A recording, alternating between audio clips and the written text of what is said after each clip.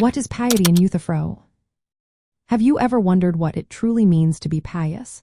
In Plato's Euthyphro dialogue, this question takes center stage. The discussion between Socrates and Euthyphro dives into the essence of piety and morality. To grasp piety, we must first understand its general meaning. Piety often refers to a sense of reverence and devotion, especially towards divine beings or moral duties. It embodies respect and duty, which can differ across cultures and belief systems. In the Euthyphro dialogue, Euthyphro claims that piety is prosecuting his father for murder. He believes this act aligns with the will of the gods and is therefore pious. However, Socrates challenges this definition. He points out that, if different gods have different opinions, an action could be both pious and impious at the same time.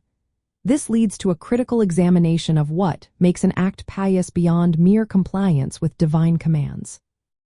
Socrates seeks a more stable definition of piety, one that stands independent of the gods' opinions. He argues that a true definition should be based on a universal principle.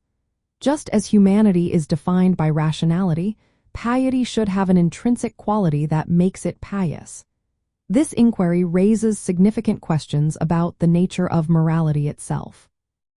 The dialogue also touches on the larger ethical debate regarding divine command theory.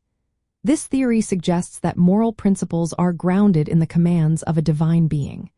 Euthyphro's definition of piety implies that morality is tied to divine authority. However, Socrates prompts us to consider whether moral values can exist independently of such authority. The Euthyphro dialogue encourages us to think critically about the relationship between morality and religion.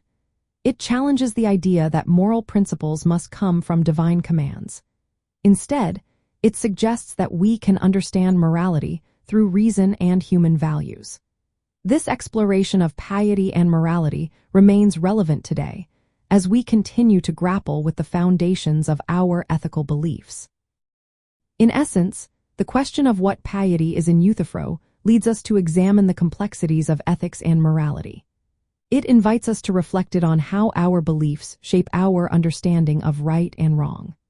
The dialogue serves as a reminder that the quest for a clear definition of piety is not just an ancient philosophical concern, but a timeless inquiry into the nature of our moral lives.